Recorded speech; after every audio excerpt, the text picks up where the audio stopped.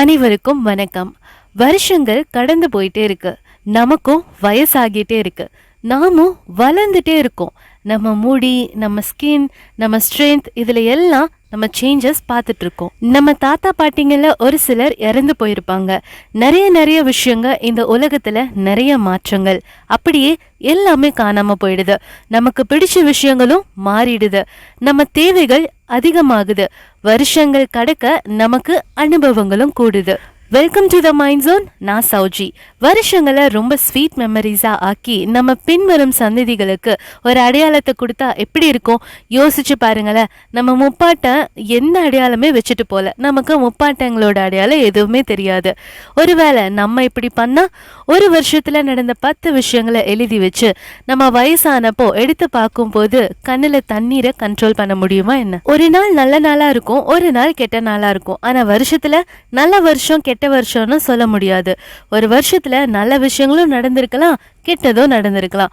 அந்த விஷயங்கள்ல இருந்து நம்ம என்ன லேர்ன் பண்ணியிருக்கோங்கிறதா இம்பார்ட்டன்ட். நம்ம ரொம்ப நாள் ஆசைப்பட்டு காத்துட்டு இருந்த ஒரு விஷயம் நம்ம கையில வந்தா அந்த வருஷம் நாள் மார்க் பண்ணி பின்னாடி பார்க்கும் போது வர ஆனந்தம் சொல்ல முடியாதது. நியூ இயர் வந்ததும் போதும் நான் இதெல்லாம் பண்ண போறேன்னு ரெசல்யூஷன் எடுக்க போறேன்னு எழுதி 2 நாள்ல மறந்துடுற விஷயமும் நமக்கு பின்னாடி வரப்போற சந்ததிகள் சிலர் நம்ம பாட்டிகளோட கனவுகள் என்ன, அனுபவங்கள் என்னன்னு தெரிஞ்சுக்க ஆசைப்படுவாங்க. சிலர் ஆசைப்பட மாட்டாங்க.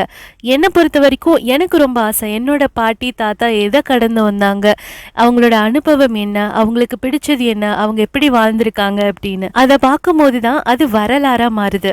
அந்த விஷயங்களை நம்ம பண்ணா என்ன, நம்ம வாழ்ந்த இந்த வாழ்க்கைக்கு ஒரு அர்த்தத்தை கொடுத்தா என்ன, நம்ம 20 வருஷத்துக்கு முன்னாடி வாழ்ந்த வாழ்க்கைய நம்ம அந்த டைரி எடுத்து பார்க்கும்போது நமக்கு வர ஆனந்தம், தைரியம் எல்லாமே ஒரு புத்துணர்ச்சியை கொடுக்கும். அப்படியே ஒரு சின்ன இன்ஃபர்மேஷனை நான் கொடுக்குறேன். த ஷார்ட்டஸ்ட் இயர் இந்த ஹிஸ்ட்ரின்னு பார்த்தா 1582ல் 355 நாட்கள் மட்டுமே இருந்திருக்கு. ஏன் தெரியுமா? கிரகோரியன் கேலண்டரை இன்ட்ரடியூஸ் பண்ணனால. அதே மாதிரி த லாங்கஸ்ட் இயர் இந்த ஹிஸ்ட்ரினா எது தெரியுமா? 56 BCEல ஜூலியஸ் சீசர் கேலண்டரை ரீஃபார்ம் பண்ணனால. இந்த வருஷங்கள் எவ்வளோ முக்கியம் இல்லை, நம்ம கூட இன்னைக்கு இருக்கிறவங்க ஒருவேளை அடுத்த வருஷம் இருக்க மாட்டாங்க. அதுக்குள்ள எவ்வளோ அடி. எல்லாரும் கண்டிப்பாக ஒரு டைரி வச்சுக்கிறது நல்லது. உங்களுக்காக, உங்க நினைவுகளுக்காக, உங்க சந்ததிக்காக. இதோட வீடியோ முடிக்க போறேன். அடுத்த வீடியோல மீட் பண்றேன். பாய்.